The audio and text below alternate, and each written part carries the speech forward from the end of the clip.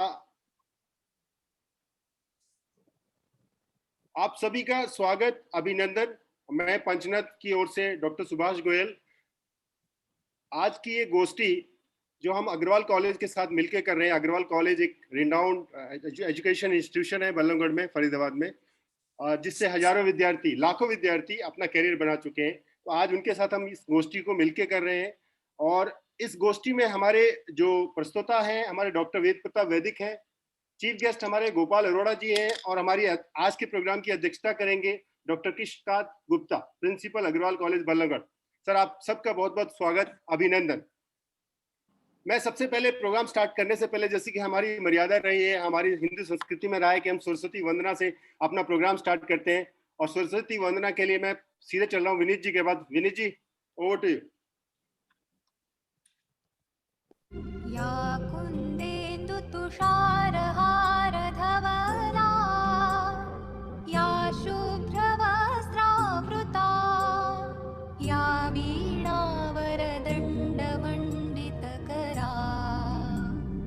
या श्वेतपद्मासना, या ब्रह्माच्युतशङ्कर प्रभृतिभिः देवैः सदा वन्दिता, सा मां पातु सरस्वती भगवती निःशेषजाड्यापहा।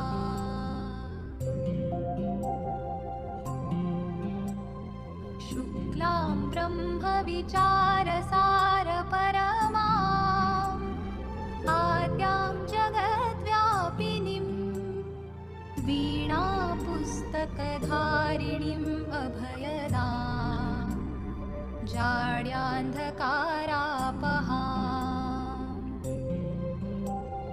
हस्ते स्फाटिकमालिकां विदधतीं, पद्मासने संस्थितां, वन्दे तां परमेश्वरीं भगवतीं बुद्धिप्रदां शारदाम्।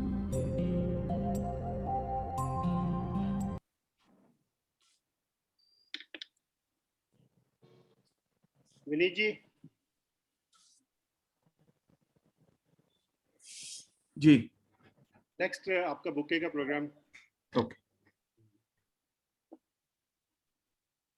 अब मैं विनीत जी से अनुरोध करूंगा, विनीत जी हमारे मुख्य वक्ता, हमारे चीफ गेस्ट, हमारे अध्यक्ष महोदय को बुके देके उनका स्वागत करें। धन्यवाद विनीत जी। और इस प्रोग्राम के फॉर्मेट के बारे में जो अभी हमारे प्रस्तुता आज बता रहे थे कि क्या फॉर्मेट रहेगा। हमारा पहले इंट्रोडक्टरी पार्ट रहेगा 5 से 10 मिनट का, जो हमारे कीनोट स्पीकर, हमारे चीफ गेस्ट और हमारे अध्यक्ष जी के इंट्रोडक्शन का पार्ट रहेगा, जो हमारी जो पंचनद शोध संस्थान फरीदाबाद सेंटर की जो अध्यक्ष हैं डॉक्टर सविता भगत जी करेंगी। उसके बाद 25 से 30 मिनट का हमारे प्रस्तुता के पास रहेगा, जो सब्जेक्ट के बारे में बताएंगे। और उसके बाद चीफ गेस्ट के पास हमारे 10 से 15 मिनट रहेंगे। और उसके बाद अध्यक्षीय भाषण रहेगा 10 से 15 मिनट का। और उसके बाद क्वेश्चन आंसर जो भी रहेगा, कोई करना चाहे तो ओपन रहेगा प्लेटफॉर्म।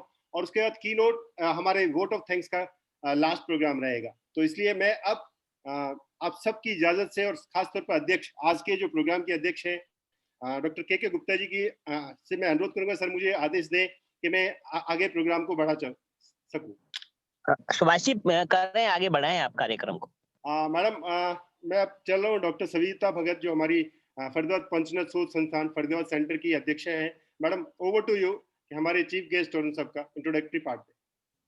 धन्यवाद Subhash ji, thank you so much. नमस्कार and good evening to all. जैसा सुभाष जी ने काफी बातें बता ही दी आज के प्रोग्राम के बारे में, ये बहुत हर्ष और गौरव का विषय है कि आज पंचनद शोध संस्थान फरीदाबाद सेंटर और अग्रवाल कॉलेज ने मिलकर एक बड़े महत्वपूर्ण विषय, तथ्यों के आईने में भारत अफगानिस्तान संबंध पर एक गोष्ठी का आयोजन किया है। अगर मैं बात करूं पंचनद शोध संस्थान की, तो जिसकी स्थापना 1984 में हुई, और ये एक जागरूक बुद्धिजीवियों का समूह है जिसके 2 मंत्र हैं। मैं उसको इंग्लिश में कह देती हूँ। Let noble thoughts come to us from all sides. And second is, truth is one, the wise tell it in different ways. तो सच तो एक ही है, लेकिन इसको अलग अलग तरीके से कहा जाता है। ये संस्थान हमारी मातृभूमि को समर्पित है और कंटेम्परेरी जो सोसाइटी के सामने या फंडामेंटल इश्यूज हैं उन पर चर्चाएं आयोजित करता है और उन पर अनुसंधान करता है। इस संस्थान के द्वारा बहुत सारी वर्कशॉप्स और ट्रेनिंग प्रोग्राम्स भी आयोजित किए जाते हैं। पंजाब, हरियाणा, हिमाचल, चंडीगढ़ और दिल्ली के बुद्धिजीवी समय समय पर सोशल साइंसेज के बहुत सारे पहलुओं पर चर्चा करते हैं, जिससे नेशनल इंटीग्रेशन और देश का ऑलराउंड डेवलपमेंट हो, ऐसा उनका एक उद्देश्य रहता है। टीचर्स, रिसर्च स्कॉलर्स और स्टूडेंट्स को भी शोध कार्य में ये इन्वॉल्व करते हैं और पंचनद जो रिसर्च इंस्टीट्यूट है उसके बहुत सारे जर्नल्स और पब्लिकेशंस भी हैं। आज के हमारे जो सब्जेक्ट एक्सपर्ट हैं, I would like to extend a very warm welcome to Dr. Ved Pratap Vaidik, Chairman, Council for Indian Foreign Policy, who is the subject expert for the day. Dr. Vaidik is a well-known scholar, political analyst, orator, and a columnist on national and international affairs. He worked with Press Trust of India for a decade as the founder editor of Hindi news agency Bhasha. Earlier, he held the position of editor views on Navbharat Times, the then largest circulated national Hindi daily. Currently, he is the chairman, Council for Indian Foreign Policy and Bharatiya Bhasha Sammelan. More than 200 newspapers carry his columns regularly. He was awarded the degree of PhD in International Affairs from Jawaharlal Nehru University in 1971. And while doing research on Afghan foreign policy, he studied at Columbia University, New York, School of Oriental and African Studies, London, Institute of the Peoples of Asia, Moscow, and he did extensive field work in Afghanistan as well. He was a member of the Indian delegation to the UN in 1999.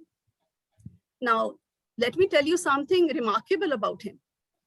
As a PhD student at Indian School of International Studies, JNU, he insisted on writing his thesis in his mother tongue, that is Hindi, and subsequently not only won this right for himself, but for all Indians writing their doctoral thesis.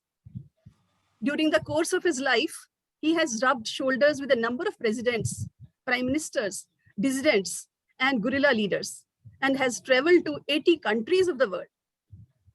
With his scholarship and the rich and variegated experience behind him, he would surely give us a very good insight into the unfolding situation in Afghanistan and its neighborhood and its implications for India. Once again, on behalf of Panchnath Shodh Sansthan and Agarwal PG College, Vallabhgarh, I extend heartfelt thanks and welcome to you, sir. We are honored to have you amidst us. Thank you so much. I also take this opportunity to extend a very warm welcome to the chief guest of the day, Dr. Gopal Arora, Associate Professor, Delhi University, Honorary Secretary, ARSP, which is अंतर्राष्ट्रीय सहयोग परिषद प्रवासी भवन, और भारतीय वित्त सलाहकार समिति के इकोनॉमिक थिंक टैंक के ये कन्वीनर भी हैं। देश विदेश बहुत भ्रमण कर चुके हैं और प्रवासी भारतीय और विशेष तौर पर युवाओं पर लेख और कॉलम लिखते हैं। इंडोलॉजी और कल्चर इनके एरियाज ऑफ इंटरेस्ट है। आदरणीय, आपका भी हमारी संस्था और अग्रवाल कॉलेज की तरफ से बहुत बहुत स्वागत है। जैसा कि सुभाष जी ने बताया, आज की गोष्ठी की अध्यक्षता प्रिंसिपल डॉक्टर के गुप्ता जी कर रहे हैं, जो बहुमुखी प्रतिभा के मालिक हैं और जिनकी देखरेख में अग्रवाल कॉलेज बल्लभगढ़ ने बहुत प्रगति की है और विकास के नए आयाम छुए हैं। सर एक dynamic, work and result oriented leader हैं। आपका भी बहुत स्वागत है पंचनथ शोध संस्थान की तरफ से। सभी जो इस गोष्ठी में गणमान्य लोग जुड़े हैं, बुद्धिजीवी लोग जुड़े हैं, उन सब का मैं पंचनथ रिसर्च सेंटर फरीदाबाद की तरफ से स्वागत करती हूँ, अभिनंदन करती हूँ। अब हम 2 मिनट विषय की बात करें तो अफगानिस्तान में हमें सबको पता है बहुत समय से वैसे ही बहुत अनरेस्ट रहा है और कॉलोनियल पावर्स जैसे ब्रिटेन, यूएसएसआर, यूएसए ने अपने वेस्टेड इंटरेस्ट के चलते उसे अपना अखाड़ा बनाकर वहां की स्थिति को और भी पेचीदा बना दिया है। यूएस ने 20 साल तक इंटरवीन किया ताकि तालिबान को हटाया जाए, क्योंकि वो यूएस के लिए और पूरे विश्व के लिए भी खतरा बन गए थे। और उन्होंने वहाँ तालिबान सरकार को हटाकर ऑल्टरनेटिव गवर्नमेंट को सेटअप भी किया, सपोर्ट भी किया और 20 साल तक एक मॉडर्न डेमोक्रेटिक सोसाइटी बनाने की कोशिश की, जिसमें ह्यूमन राइट्स भी रिस्टोर हुए और महिलाओं को भी आगे बढ़ने के अवसर मिले। लेकिन यूएस के बाहर निकलते ही जिस तरह से तालिबान ने फिर से अफगानिस्तान पर कब्जा कर लिया है, तो ऐसा लगता है कि वहीं पहुंच गए जहां 20 साल पहले थे। इन 20 सालों में इंडिया ने उस देश में बहुत सारे इंपॉर्टेंट डेवलपमेंटल प्रोजेक्ट्स में इन्वेस्ट किया है। इसलिए अफगानिस्तान की पब्लिक में इंडिया की सॉफ्ट पावर के रूप में एक अच्छी छवि और गुडविल है। लेकिन तालिबान जो एक इस्लामी उग्रवादी संगठन है, अब उसमें कितना बदलाव आया है ये तो समय ही बताएगा। अभी तो वो भारत से अच्छे रिलेशंस की और व्यापार की बात कर रहे हैं, लेकिन एक डेमोक्रेटिक कंट्री होने के नाते इंडिया के लिए उनसे डील करना भी एक मुद्दा है। इंडिया के लिए ये भी मुद्दा है कि उनके साथ कोई संबंध स्थापित करे भी या जाए या नहीं। और ये सब इस पर डिपेंड करेगा कि क्या वाकई उनका कोई चेंज ऑफ हार्ट हुआ है और वो अपने लोगों के साथ, विशेष तौर पर महिलाओं और अल्पसंख्यकों के साथ कैसा सलूक करते हैं।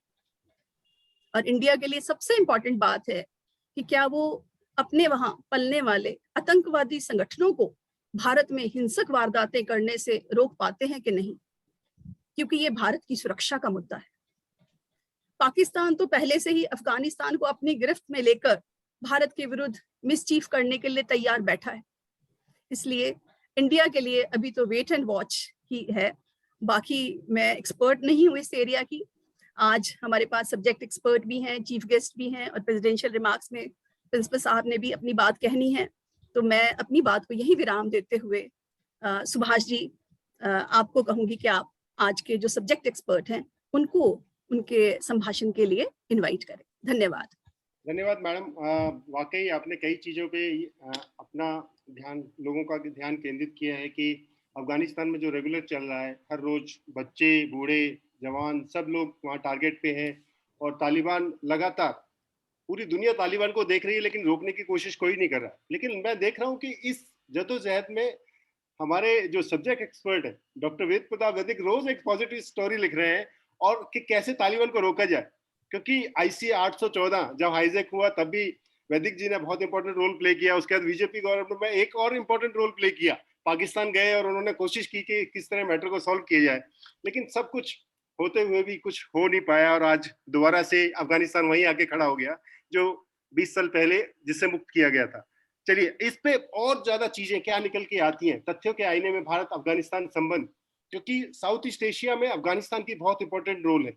उसका ज्योग्राफिकल एरिया बहुत इंपॉर्टेंट है जिसपे चाइना की भी नजर है और अमेरिका की भी नजर है, 7 समुद्र पार अमेरिका की भी उस पर नजर है और पाकिस्तान तो उसको हड़पने की कोशिश में लगा ही रहता है। और हमारा भी बहुत पुराना संबंध अफगानिस्तान से रहा है। गंधारी को लेके आज तक अफगानिस्तान हमारे लिए हमेशा एक इम्पोर्टेंट प्लेस रहा है। तो मैं बहुत ज्यादा टाइम ना लेते हुए मैं इनवाइट कर रहा हूँ अपने सब्जेक्ट एक्सपर्ट डॉक्टर वेद प्रताप वैदिक जी को। सर प्लीज हम लोगों को एक मार्गदर्शन कराएं कि कैसे भारत अफगानिस्तान संबंध तथ्यों के आईने में कैसे आगे चल सकते हैं या और किस तरह से मजबूत हो सकते हैं और किस तरह अफगानिस्तान और इंडिया दोनों तालिबान से मुक्ति पा सकते हैं। Over to you sir. इस बीच मुझे कई संस्थानों ने बोलने के लिए बुलाया, लेकिन विद्वान वक्ताओं के टिप्पणी सुनकर मुझे बहुत आनंद हुआ। प्रोफेसर साहिबा ने, मेरी आवाज आ रही है ना? हाँ सर, जी आ रही है जी जी। प्रोफेसर साहिबा ने जो टिप्पणियां की और आपने जो कहा, दोनों मुझे काफी विचारोत्तेजक लगे। आपको बहुत धन्यवाद कि मेरा इतना जबरदस्त परिचय आपने करा दिया और मैं जो लिख रहा हूँ आजकल बराबर, उसको भी आपने एक ठीक परिप्रेक्ष्य में सबके सामने रखा। मेरा किसी के प्रति कोई सहानुभूति का इरादा नहीं, चाहे वो तालिबान हो, चाहे हाफिज सईद हो या हमारे नगा आतंकवादी हो, कोई हो। मैं हिंसा को, आतंकवाद को तशद्दुद को बिल्कुल भी पसंद नहीं करता। चाहता हूं कि बातचीत के जरिए हर मसले हल हों, व्यक्तिगत मसले भी, अपने संगठनों के मसले भी, राष्ट्रों के मसले भी और दुनिया के मसले। इस मायने में अभी जो तालिबान लोग आए हैं उसके रहस्य को हमें अच्छी तरह समझना चाहिए। हमारी सरकार कहती है कि हमारी नीति वेट एंड वॉच की है, मतलब हम बैठे रहें और देखते रहें। मैं समझता हूं कि ये तो हमारे जो नौकरशाह हैं वो कहते हैं। आजकल एक अच्छे योग्य नौकरशाह ही हमारे नेता भी हैं, वो विदेश मंत्री भी हैं। वो जेएनयू में पढ़े हैं, उनके पिता डिफेंस इंस्टीट्यूट के डायरेक्टर थे। उनके साथ मुझे काम करने का अवसर मिला और मेरी जो संस्था है विदेश नीति परिषद, जिसका मैं अध्यक्ष हूँ, उसमें वो गवर्निंग बॉडी में भी थे, सुब्रमण्यम जी।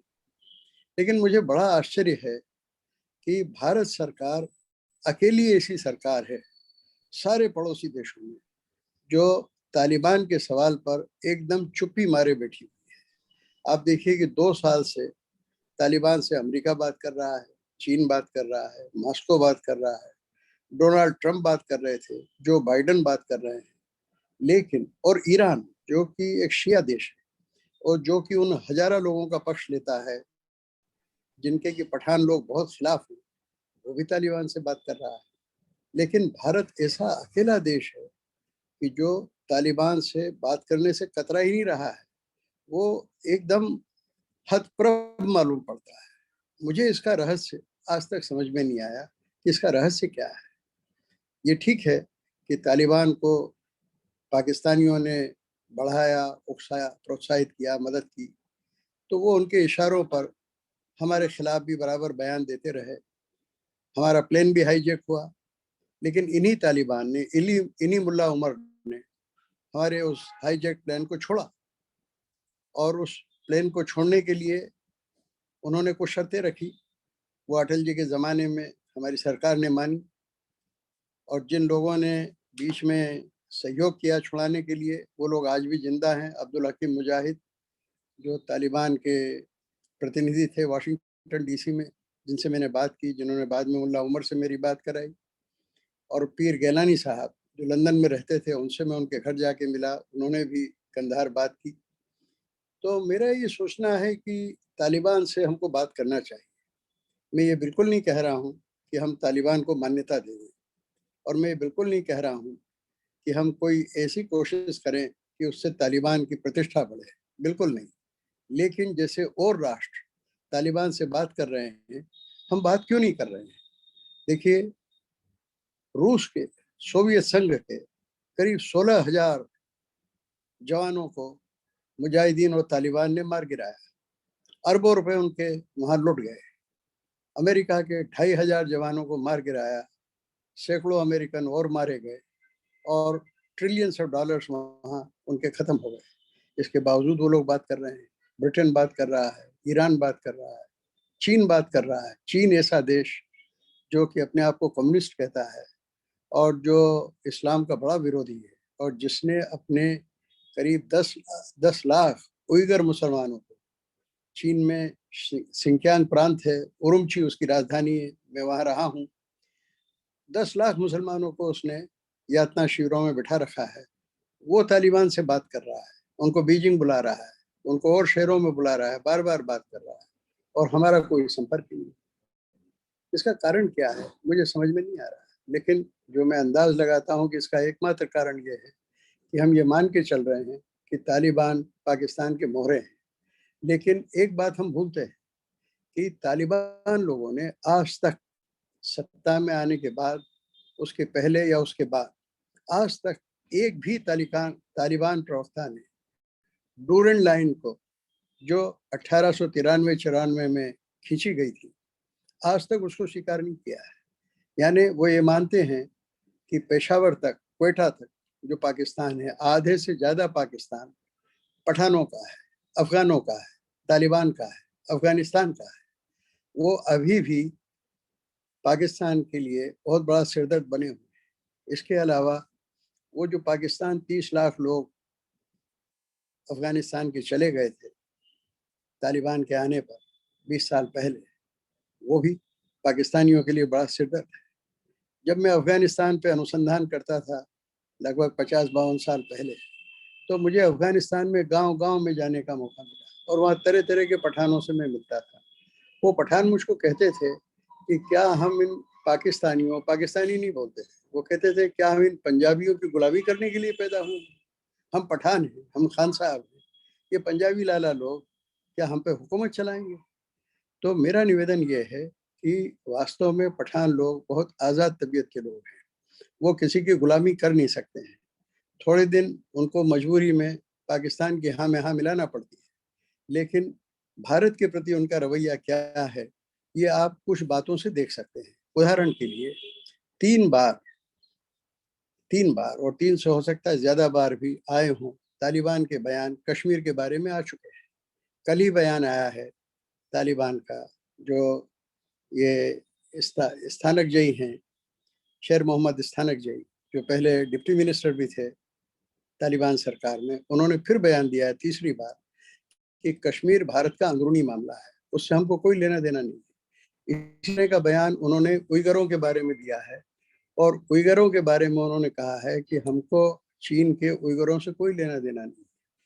इसी तरह से उन्होंने वो जो पूर्वी तुर्किस्तान का आंदोलन चलता है उज़्बेकिस्तान में, कजाकिस्तान में, तुर्कमेनिस्तान में, ताजिकिस्तान में, उसके बारे में भी कहा है कि हमारा मतलब सिर्फ अफगानिस्तान है, हमारा मतलब किसी और आंदोलन से नहीं है। पहली बात तो ये। दूसरी बात ये दूसरी बात हुई। पहली बात वो कि डोरेंट लाइन वो नहीं मानते।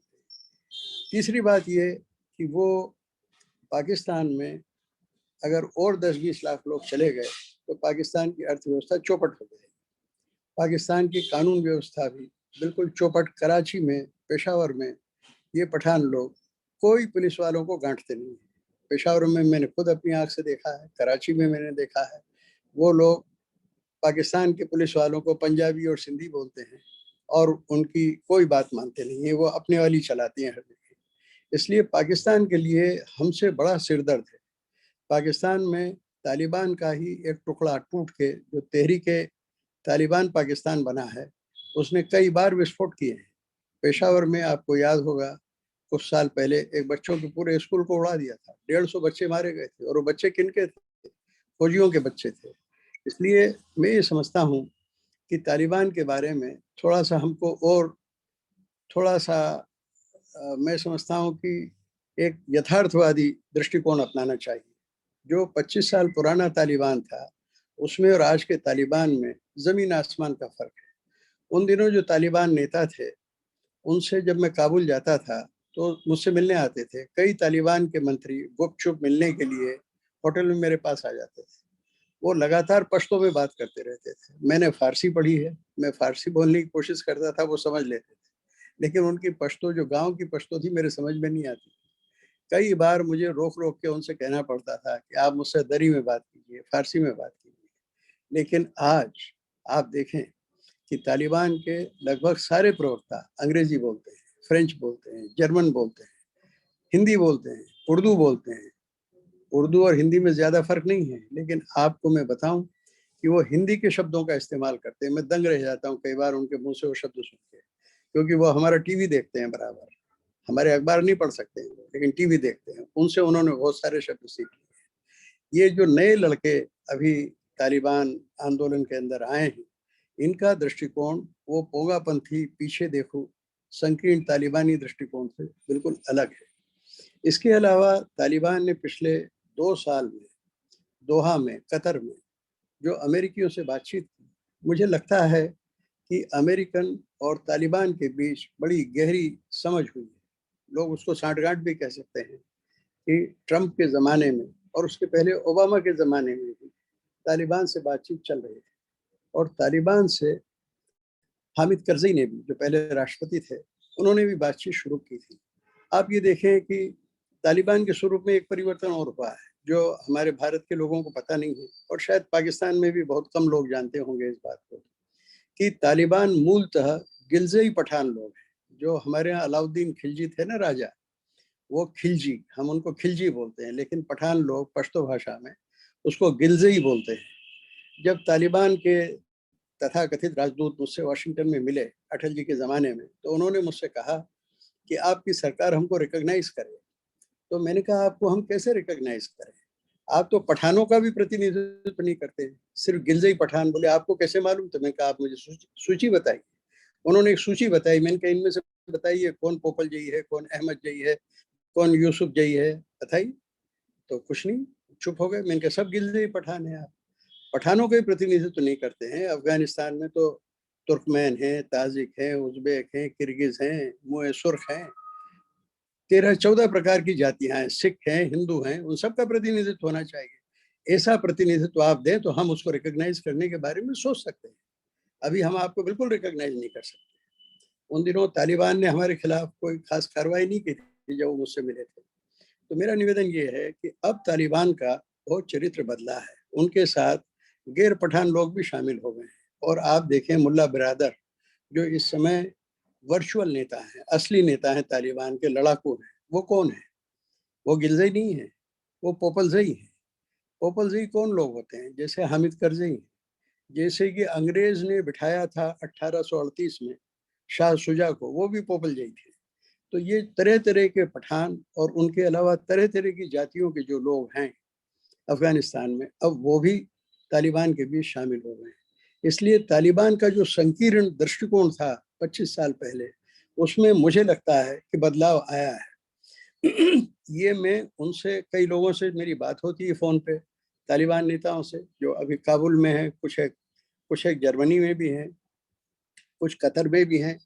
तो मुझे लगता है कि ये दृष्टिकोण इनका बदला हुआ, इसे हमें पहचानना चाहिए। लेकिन मैं पहचानने की बात कह रहा हूँ, और सिर्फ यहाँ तक कह रहा हूँ कि इनसे संवाद कायम करना चाहिए। मान्यता देने की बात बिल्कुल नहीं कह रहा हूँ, क्योंकि जो वो कह रहे हैं उसको कर रहे हैं कि नहीं कर रहे हैं, करेंगे कि नहीं करेंगे, हमको ये भी देखना है। हम इंतजार कर सकते हैं और 15 दिन इंतजार कर लें, महीना भर इंतजार कर लें, और सभी कर रहे हैं। किसने मान्यता दी है? मान्यता किसी ने नहीं दी है। सब बात कर रहे हैं, हमको बात करनी चाहिए, हम बात भी नहीं कर रहे हैं। आप ये देखिए कि तालिबान लोगों ने अभी हमको सिर्फ कश्मीर के बारे में नहीं कहा है, हमने जो $3 बिलियन लगाए हैं वहां पर, उसकी बड़ी तारीफ की है। और अभी कल तो जो बयान आया है इस्तानकजई का, वो तो कमाल का बयान है।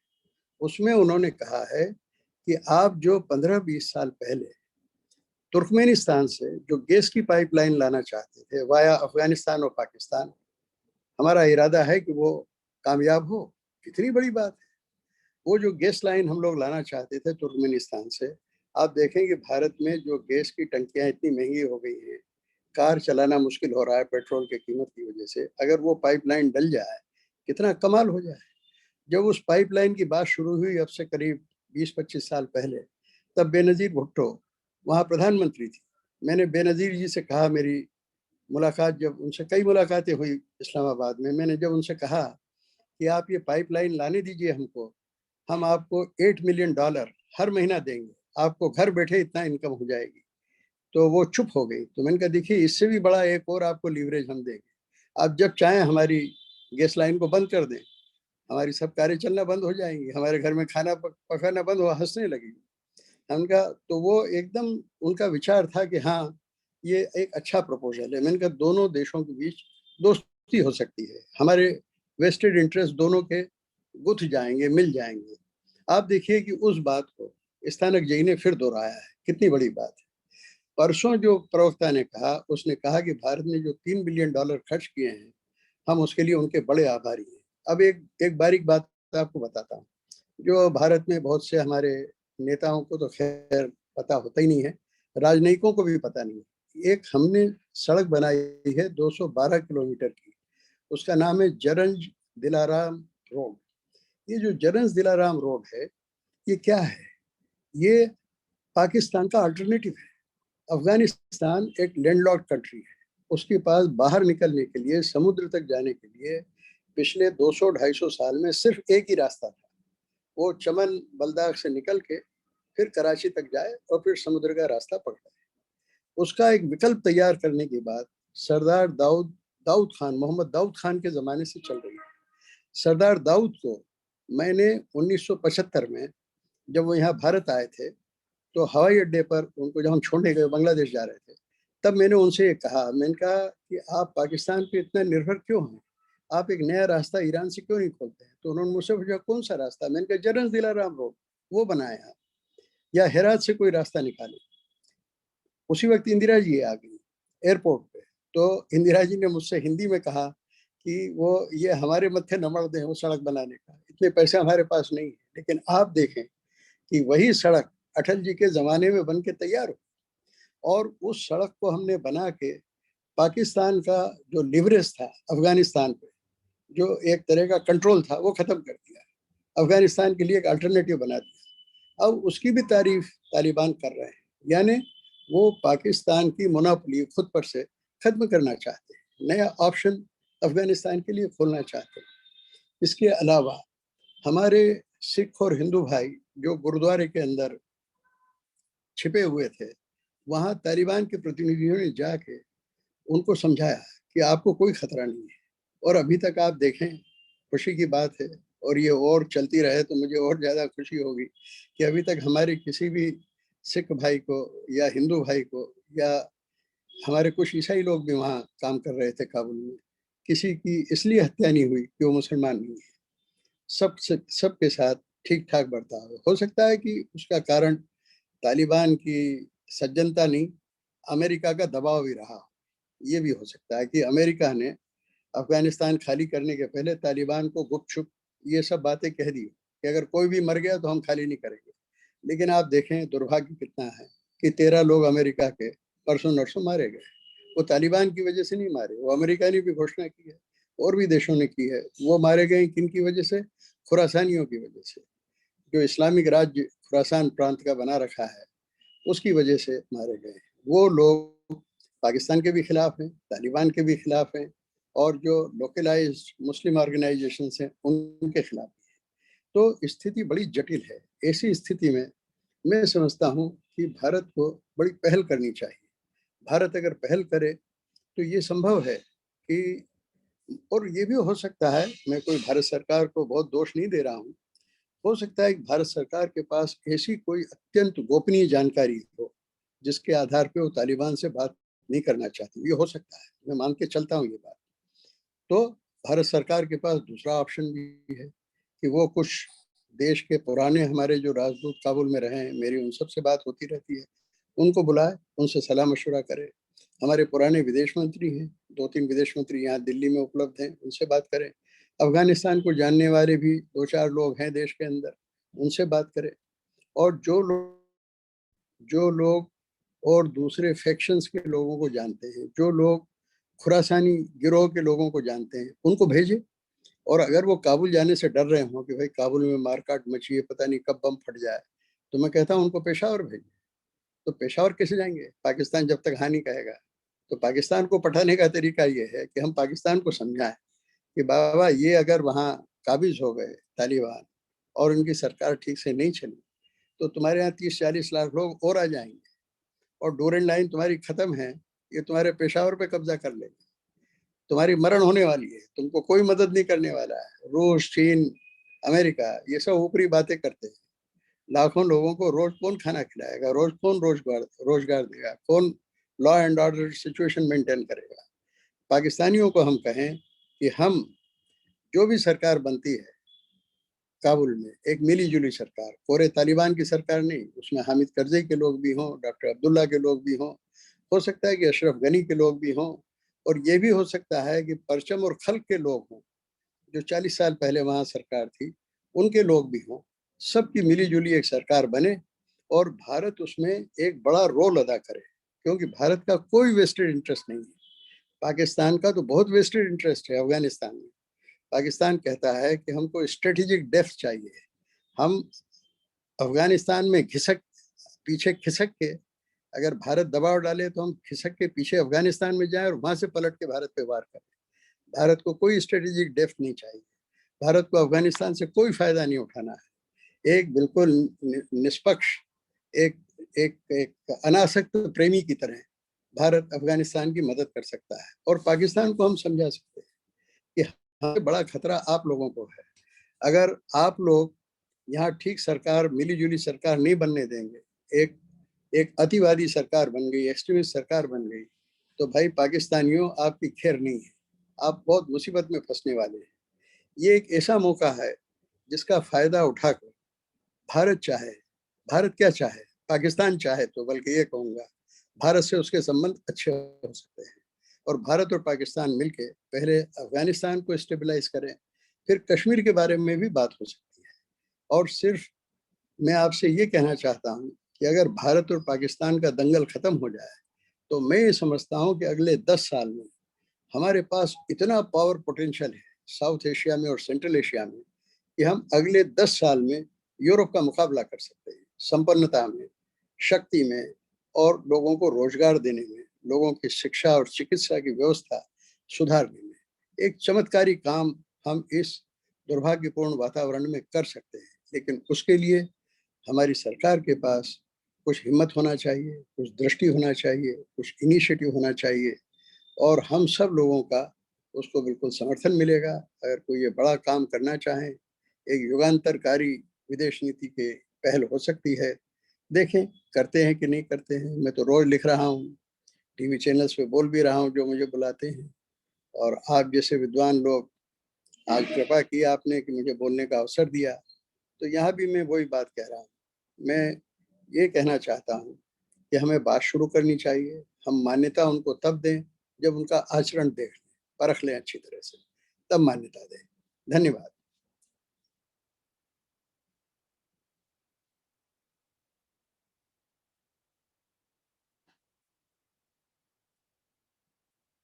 ठीक है विनीत। हेलो, हाँ जी सर। जी जी।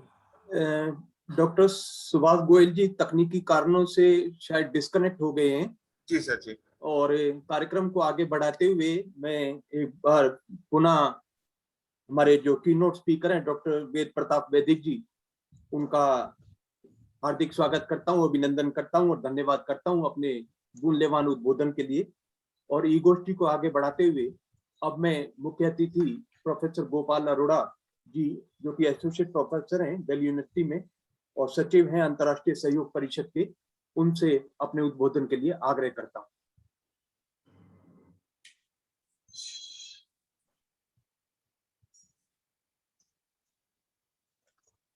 सर अनम्यूट कीजिए सर।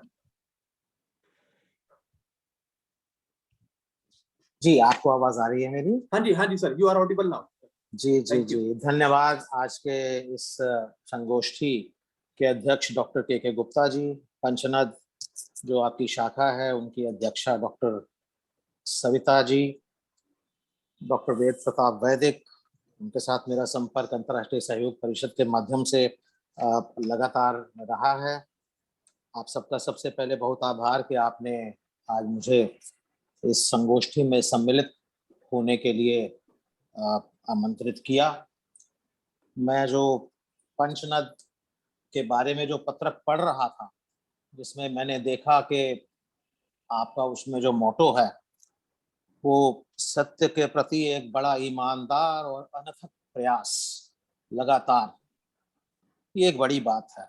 और जो आपने कहा कि आनो भद्रो कर्तव्यंतु विश्वतः या एकम सत विप्रा बहुधा वदंती, ये जो हमारी भारतीय सांस्कृतिक परंपरा है जिसमें हम लगातार बातचीत संवाद के माध्यम से सत्य की खोज करते हैं, ये सारे जो हमारे इंडो सेंट्रिक जितने भी फेथ्स हैं, रिलीजन कहिए उसको, या परंपराएं हैं, उस सब की एक विशेषता रही है।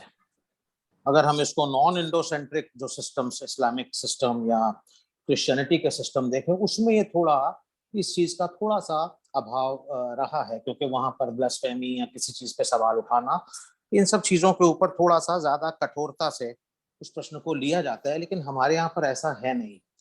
अगर मतलब किसी और कार्यक्रम में अगर कभी चर्चा का मौका मिले तो जो परंपराएं, जैसे कुमारिल भट्ट के समय से हम देखते हैं कि जो मीमांसा के इतने बड़े विद्वान होते हुए भी जब बौद्ध धर्म ने वेदांत सिद्धांतों का खंडन करना शुरू किया तो उन्होंने सबसे पहले एक तक्षशिला में जाके बौद्ध धर्म को पूरी तरह से पढ़ा, उसको समझा।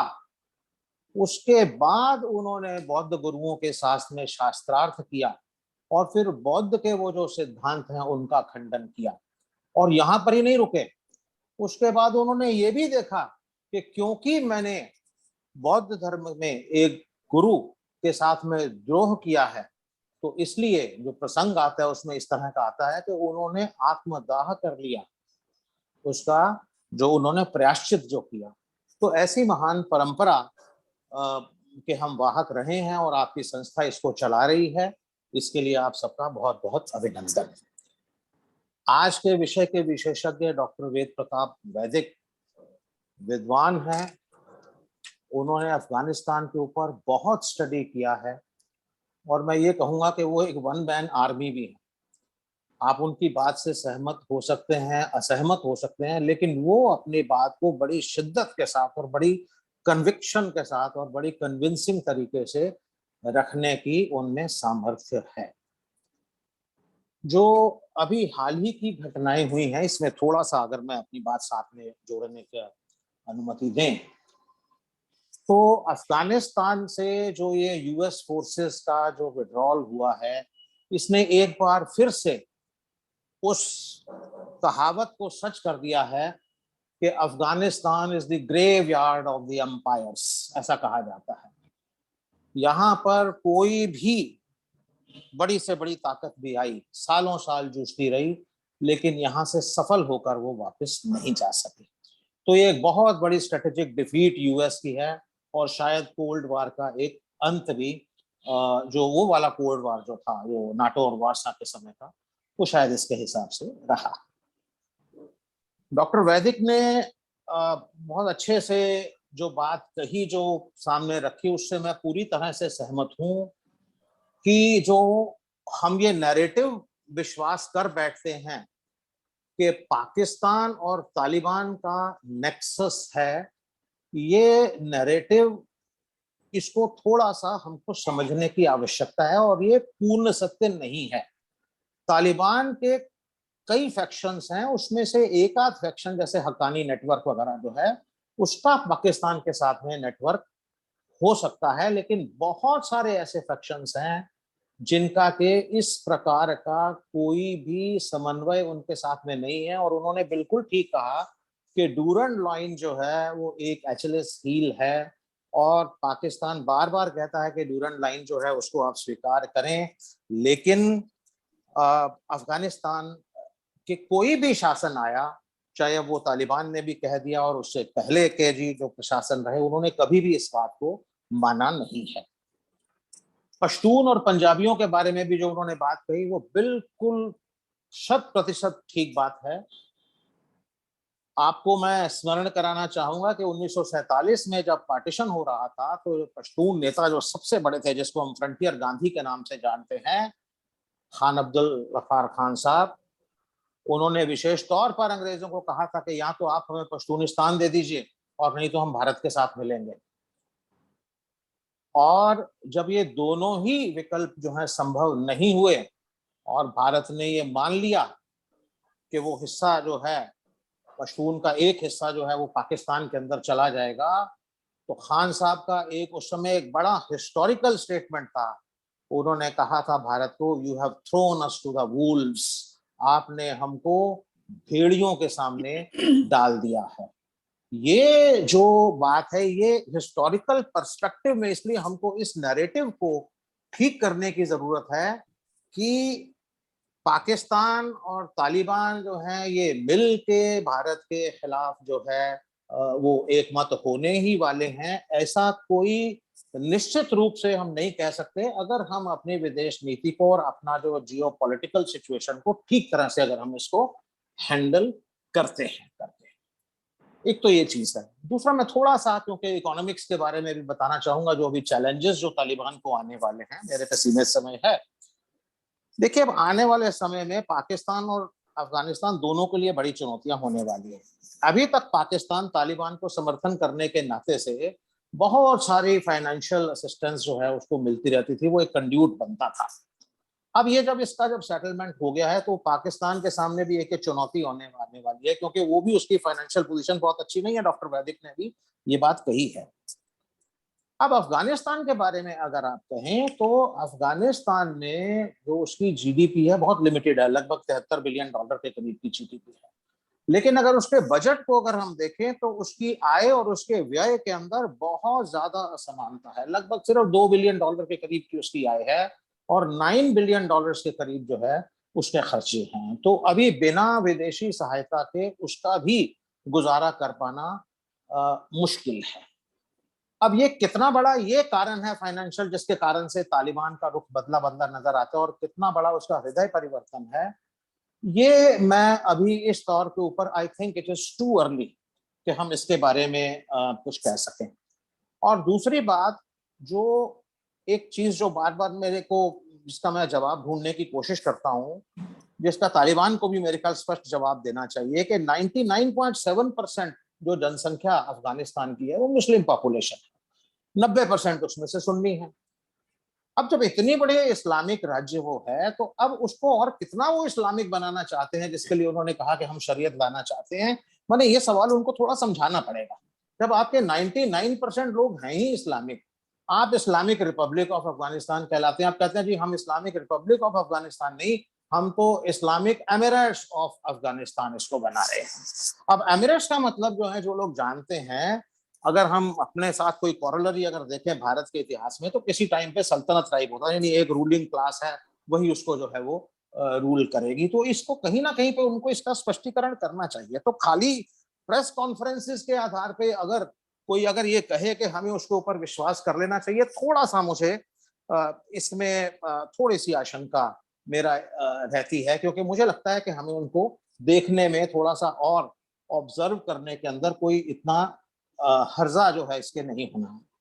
दूसरा, जो एक थोड़ा सा एथनिसिटी के इश्यूज भी हैं अफगानिस्तान में, डॉक्टर वैदिक मेरे से ज्यादा इसके बारे में जानते हैं, क्योंकि उसमें जो एथनिक जो कंपोजिशन है उसमें भी बहुत डाइवर्सिटी है। उसमें पश्तून डोमिनेटिंग एथनिसिटी जो है, लेकिन उसके अलावा जो है वो हजरा भी हैं, ताजिक भी हैं और जो है उज़्बेक भी हैं।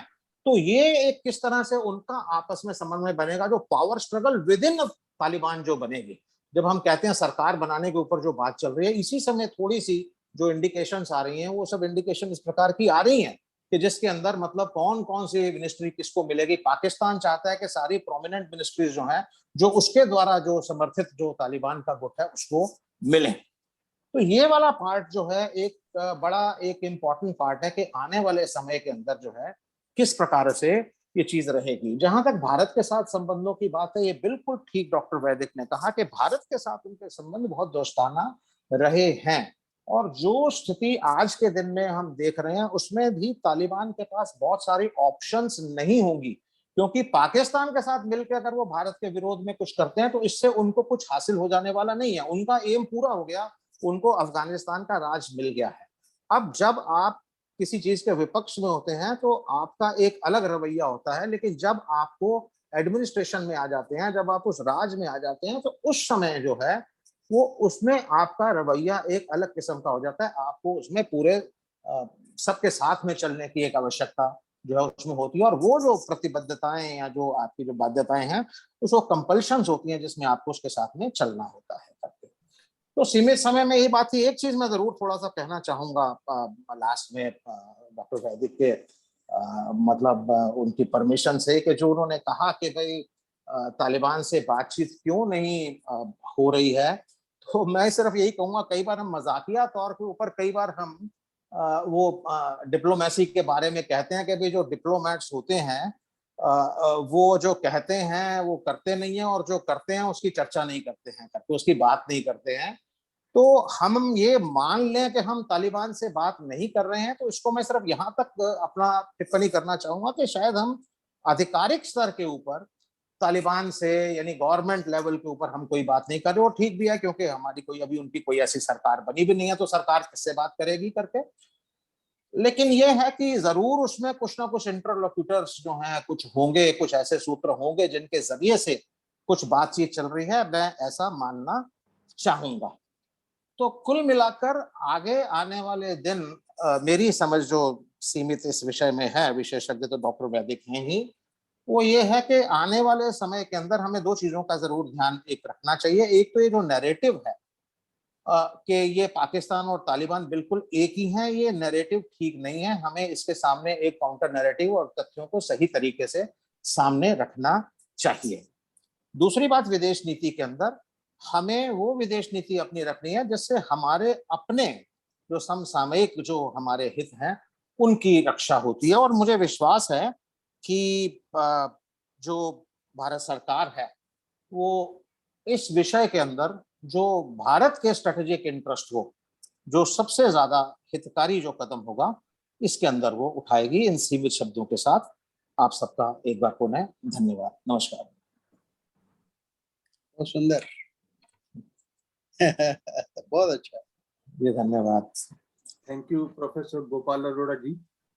और जैसा कि हम जानते हैं कि पंचनद शोध संस्थान और अग्रवाल महाविद्यालय बल्लभगढ़ के संयुक्त प्रयासों से जो है ये गोष्ठी चल रही है, उसमें आपने अपना बहुमूल्य उद्बोधन दिया। और ऐसे विषय पर ये मंथन चल रहा है जो पूरी तरह से सामयिक है और पूरे भारतवर्ष के अंदर बुद्धिजीवियों में चर्चा का विषय है कि इस बार अफगानिस्तान में किस तरह की सरकार तालिबान दे पाएगी, क्या वो रेस्पॉन्सिबल फॉर्म ऑफ गवर्नमेंट स्थापित कर पाएगी, पहले से उसके स्वरूप में परिवर्तन आएगा या नहीं।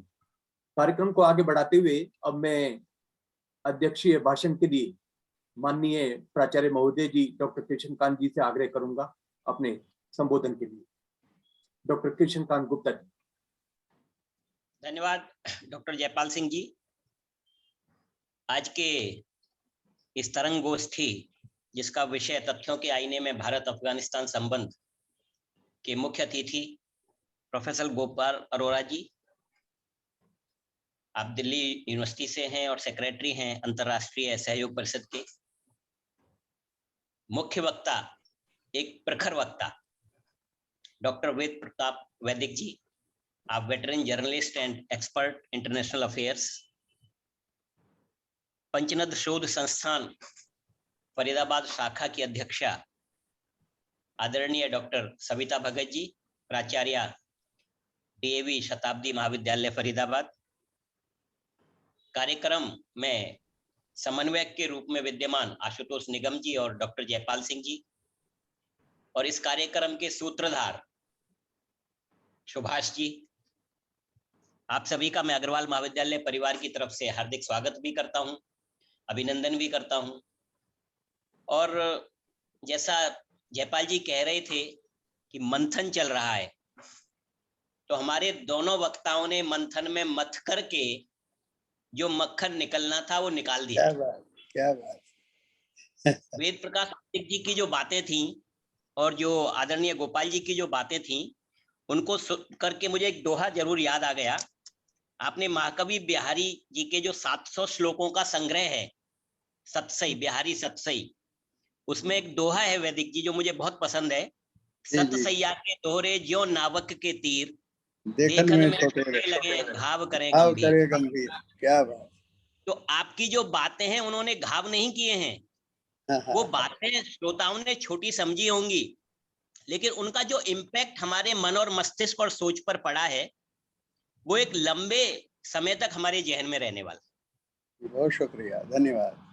तो जो दोनों वक्ताओं ने जो ये बातें करी, और जहां तक आज स्थिति और परिस्थिति है कि अमेरिका ने शायद ये निर्णय तो पहले लिया होगा और सोच समझ के लिया होगा, मैं उसका विशेषज्ञ नहीं हूं, लेकिन अमेरिका ने अपनी फोर्सेस विड्रॉ कर ली, फ्रांस ने कर ली, रसिया ने कर ली, और सब लोग एक सकारात्मक सोच के साथ आने वाला जो काल होगा अफगानिस्तान में उसके बारे में बात कर रहे हैं। लेकिन मैं व्यक्तिगत रूप से ये सोचता हूं कि एक फिल्म का एक गाना है, वो अफसाना जिसे अंजाम तक लाना ना हो मुश्किल, उसे एक खूबसूरत मोड़ देकर छोड़ना अच्छा। अब ये क्वेश्चन ऑफ डिबेट है वैदिक जी कि ये जो मोड़ है जिस पर इन देशों ने इस देश को छोड़ा है, क्योंकि आज लास्ट डेट थी फोर्सेस को विड्रॉ करने की, तो मुझे लगता है अमेरिका का विमान भी कल रात को ही उड़ गया था, लास्ट वहां से वो सब इवैक्यूएट हो गए थे जो भी लोग थे। तो अब ये जो मोड है ये अच्छा है, खराब है? मुझे लगता है इस विषय पे ही पूरे देश में, पूरे विश्व में चर्चाएं चल रही हैं।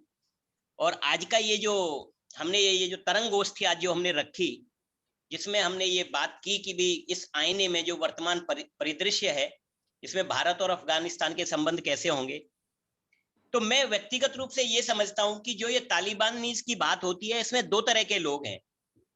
एक लीडरशिप है जो आज बहुत अच्छी अच्छी बातें कर रही है, उनके नेताओं को आप सुने, वो बहुत बढ़िया बातें कर रहे हैं और सबको पसंद आती हैं।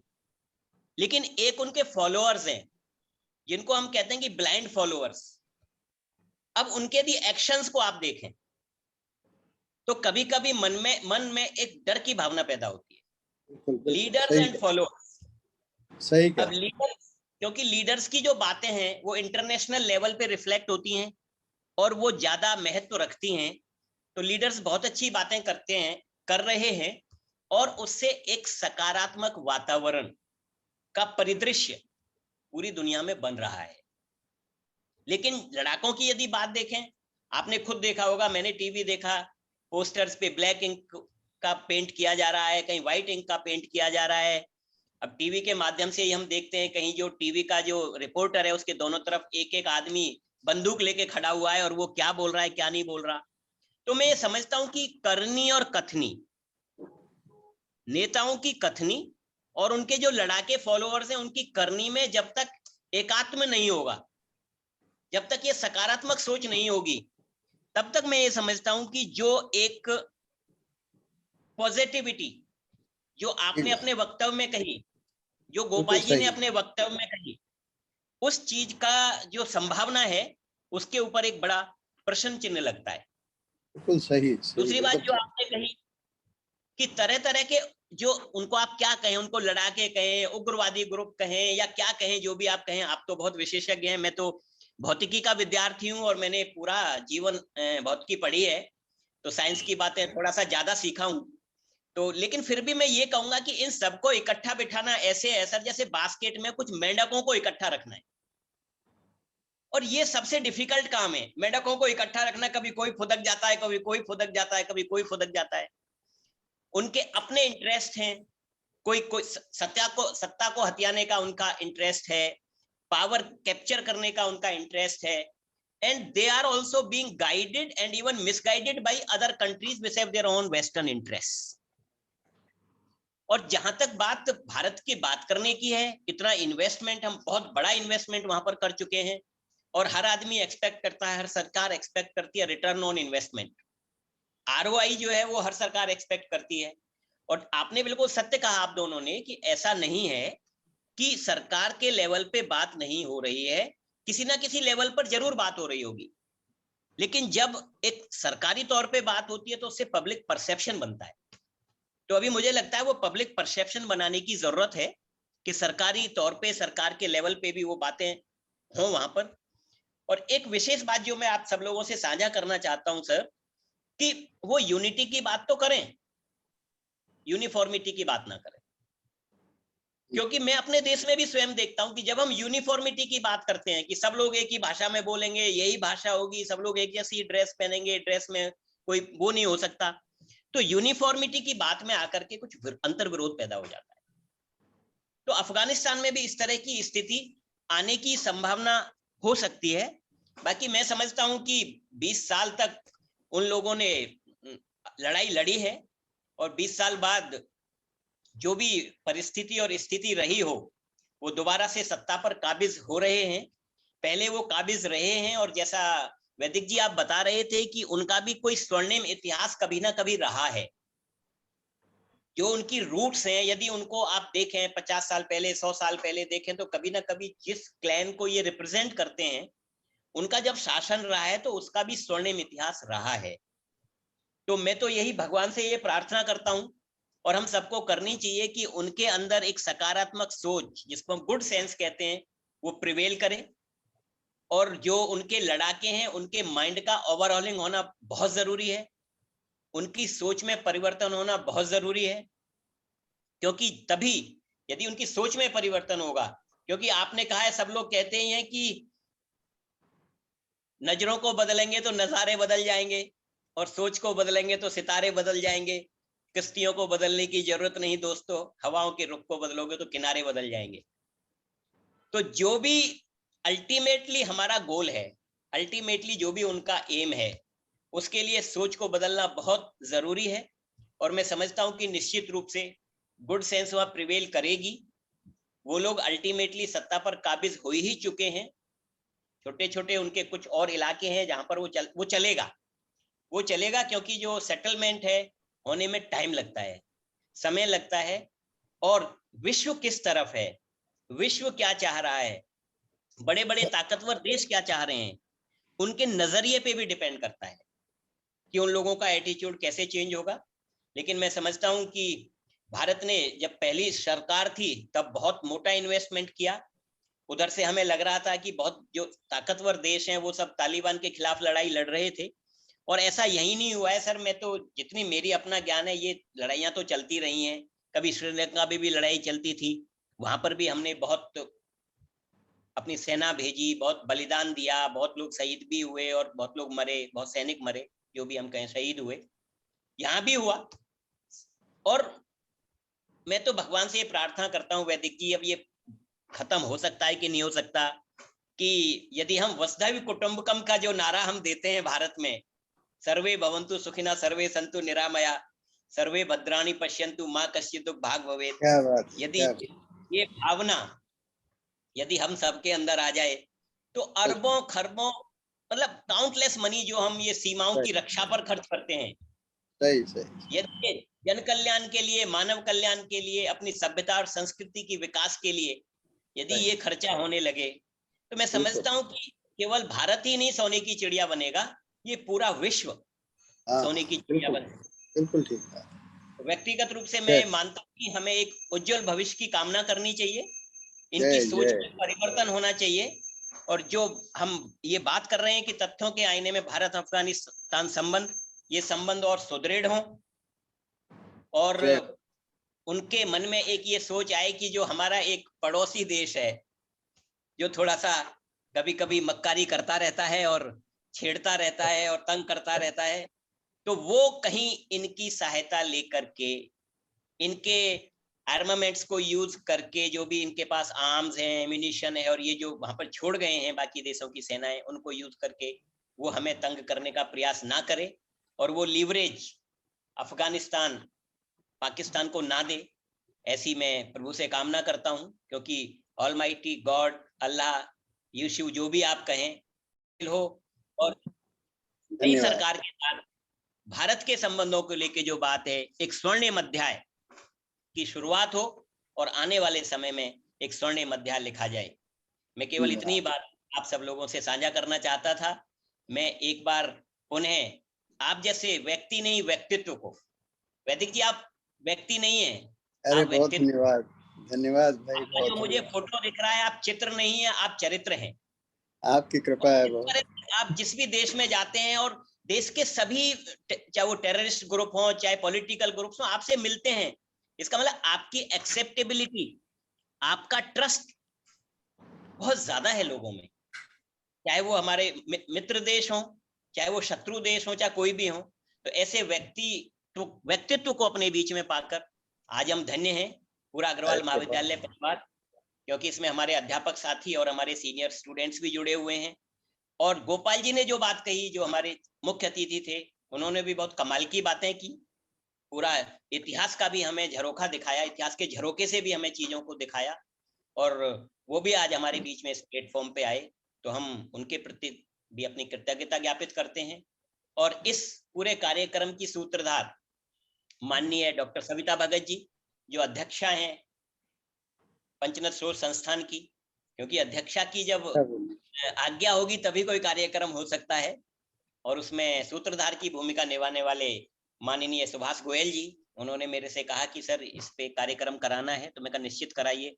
और जब आपका नाम और गोपाल जी का नाम बीच में आया तो तुरंत सहमति भी दी, और जिज्ञासा भी थी आपको सुनने की। बहुत बार पढ़ा, अखबारों के माध्यम से पढ़ा और टीवी के माध्यम से देखा, लेकिन एक साक्षात अपने मंच पर इस तरंगोष्ठी के माध्यम से आपको देख करके जो आनंद मिला है वो बहुत समय तक हमारे जहन में रहेगा, ऐसा मेरा विश्वास है, और सभी के जहन में रहेगा जो हमारे विद्यार्थी हैं या हमारे शिक्षक हैं। तो मैं बस इतनी ही बात आप सबके साथ साझा करना चाहता था, और मैं चाहूंगा कि अब हमारे डॉक्टर जयपाल सिंह जी कार्यक्रम को आगे बढ़ाएं। आपका बहुत बहुत धन्यवाद। Thank you. ई गोष्ठी के अध्यक्ष डॉक्टर कृष्णकांत जी, principal Agrawal college Ballabhgarh.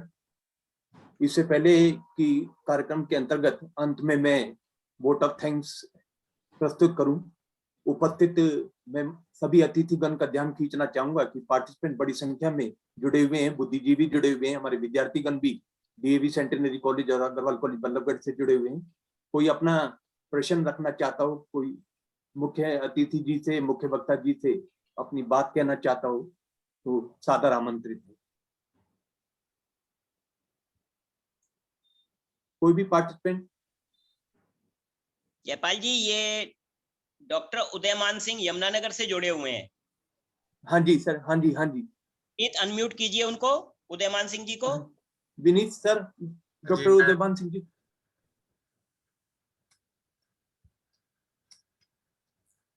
Vineet sir, मैं देख रहा हूँ उनको। मुझे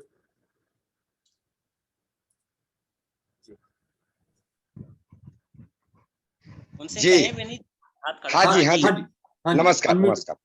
नमस्कार।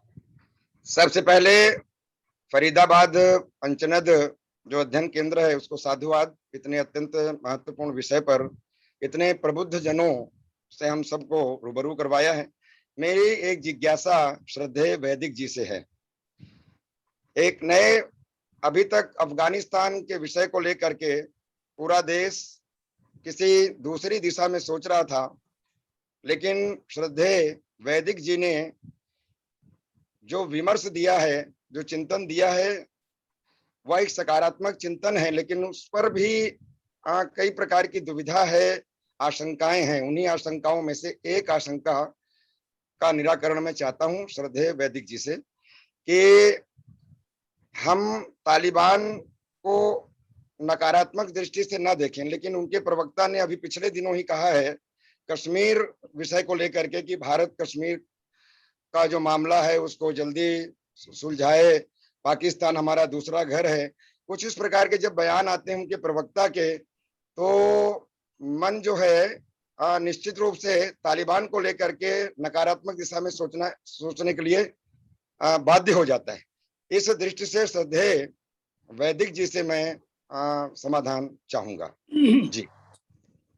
देखिए, 3 बार उनके आधिकारिक प्रवक्ता ने बयान दिया है और उन्होंने कहा है कि कश्मीर भारत का आंतरिक मामला है, उससे हमको कुछ लेना देना नहीं है। लेकिन जैसा कि दूसरे वक्ताओं ने कहा, तालिबान में तरह तरह के लोग हैं और ऐसे ऐसे बंद दिमाग, बिल्कुल बंद गोभी हैं, जिनके बारे में आप कोई भविष्यवाणी कर ही नहीं सकते। वो कुछ भी बोल सकते हैं और बोल ही नहीं सकते, कुछ भी कर सकते हैं। बातचीत करते करते गोली चला दें, बातचीत चलते चलते बम फटा दें। ऐसे ऐसे लोग भी हैं, महामूर्ख लोग हैं, बेपढ़े लिखे लोग हैं, एकदम गवार जाहिल किस्म के लोग हैं। तो आप क्या करेंगे? आपको इन सब लोगों को बर्दाश्त करके उनको सही लाइन पे लाने की कोशिश करना चाहिए।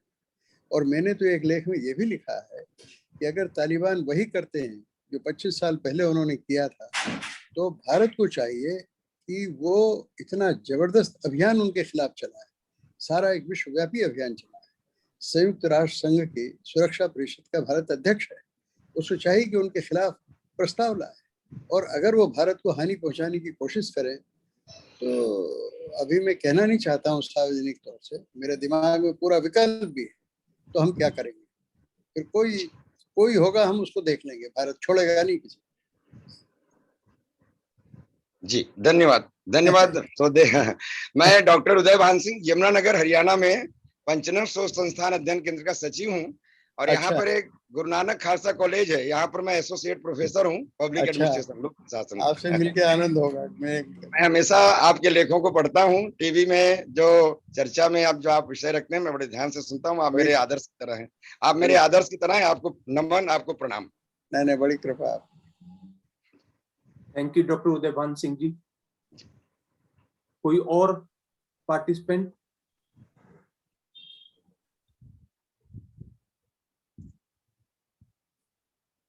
सर आज्ञा हो तो मैं अध्यक्ष के गुप्ता जी से आग्रह। हाँ गोपाल जी, यदि कोई और प्रश्न नहीं है तो आप बढ़े, धन्यवाद प्रस्ताव की तरफ बढ़े। हाँ, समापन कर। पंचनद शोध संस्थान फरीदाबाद और अग्रवाल महाविद्यालय बल्लभगढ़ के द्वारा संयुक्त रूप से आयोजित ई गोष्ठी, जिसका आज विषय था तथ्यों के आईने में भारत अफगानिस्तान संबंध, में आमंत्रित कीनोट स्पीकर मुख्य वक्ता परम आदरणीय डॉक्टर वेद प्रताप वैदिक जी, वरिष्ठ पत्रकार और अंतर्राष्ट्रीय मामलों के राजनीतिक विश्लेषक। मुख्य अतिथि प्रोफेसर गोपाल अरोड़ा जी, एसोसिएट प्रोफेसर दिल्ली यूनिवर्सिटी और सचिव अंतर्राष्ट्रीय सहयोग परिषद प्रवासी भवन। अध्यक्ष डॉक्टर कृष्णकांत गुप्ता जी, प्राचार्य अग्रवाल महाविद्यालय बल्लभगढ़। पंचनद शोध संस्थान फरीदाबाद की अध्यक्षा और डीएवी सेंटेनरी कॉलेज फरीदाबाद की प्रिंसिपल डॉक्टर सविता भगत, और इसी ई गोष्ठी में जुड़े अन्य सभी बुद्धिजीवीगण और विद्यार्थीगण। मैं मुख्य वक्ता डॉक्टर वेद प्रकाश वैदिक जी का हृदय से धन्यवाद और आभार प्रकट करता हूं। सर, आपने अपना कीमती समय हमें दिया और Indo Afghan relation in current scenario पर आपने अपने विचार रखे। मैं आपका दिल से आभार प्रकट करता हूं। साथ में मुख्य अतिथि प्रोफेसर गोपाल अरोड़ा जी, अध्यक्ष डॉक्टर कृष्णकांत गुप्ता जी, आप दोनों का भी हृदय से आभार और धन्यवाद करता हूं समय देने के लिए। और हम सब जानते हैं कि सबका ध्यान आज अफगानिस्तान पर है, और ऐसे समय में जब पूरी तरह से वहां राजनीतिक गतिरोध बना हुआ है, तालिबान वहां नई सरकार की स्थापना करना चाहता है, मगर चुनौती है उसके सामने इस बात की कि बिना अंतर्राष्ट्रीय समुदाय के सहयोग के उसके लिए ये संभव नहीं होगा। और अफगानियों के बीच तालिबान जो है वो अभी भी अलोकप्रिय बने हुए हैं, उनको वहां का जन समर्थन नहीं मिला हुआ। तो एक कुशल सरकार की स्थापना, शांति और सुरक्षा का वातावरण जो है देना उनके सामने एक बहुत बड़ी चुनौती है, डिफिकल्टी है। और अफगानी जो है तालिबान के सामने अपने जीवन को जो है सुरक्षित महसूस करते हैं। भारत के सामने भी चुनौती है बहुत बड़ी, क्योंकि अफगानिस्तान के साथ उनके बहुत ऐतिहासिक और मजबूत द्विपक्षीय संबंध रहे हैं। मगर दुर्भाग्य ये है कि तालिबान का झुकाव पाकिस्तान की तरफ भी है। और अगर जो इंडिया की आधिकारिक नीति है कि आतंकवादी समूहों से कभी बात नहीं की जाएगी, और अगर वो तालिबान के प्रति कुछ झुकाव रखते हैं तो ऐसा समझा जाएगा कि कश्मीरी विद्रोहियों से बातचीत करने का भी भारत पर दबाव बढ़ सकता है। तो हम उम्मीद करते हैं कि जल्दी वहाँ वातावरण सुधरेगा, और जो संबंध है भारत के साथ एक अच्छे पड़ोसी देश के नाते वो अमन शांति के द्वारा, कुशल सरकार की स्थापना के द्वारा कायम होंगे। तो मैं उपस्थित सभी अतिथिगण और बुद्धिजीवीगण, विद्यार्थीगण जो डीएवी सेंटेनरी कॉलेज और अग्रवाल कॉलेज बल्लभगढ़ के जुड़े हुए हैं, और देश के कोने कोने से जो बुद्धिजीवी जुड़े हुए हैं, मैं आप सभी का एक बार फिर इस संगोष्ठी में अपना समय देने के लिए और इसको पूर्ण सफल बनाने के लिए हृदय से आपका आभार प्रकट करता हूँ, धन्यवाद करता हूँ। Thank you to one and all once again for it great success. जय हिंद, जय भारत। Thank you sir. समापन से पहले मैं अनुरोध करता हूं कि कल्याण मंत्र का एक बार उच्चारण करें। ओके। सर्वे भवन्तु सुखिनः, सर्वे सन्तु निरामया, सर्वे भद्राणि पश्यन्तु, मा कश्चित् दुःखभाग् भवेत्। ओम शांति शांति। सभी को नमस्कार। नमस्कार प्रिंसिपल साहब, मुबारक हो, बहुत बहुत बहुत अच्छा कार्यक्रम रहा। बस मैडम, धन्यवाद। सब आप देख रहे हैं, थैंक यू। धन्यवाद, बहुत बहुत धन्यवाद वैदिक सर का भी और आज के चीफ गेस्ट का भी। Thank you so much. Thank you, नमस्कार।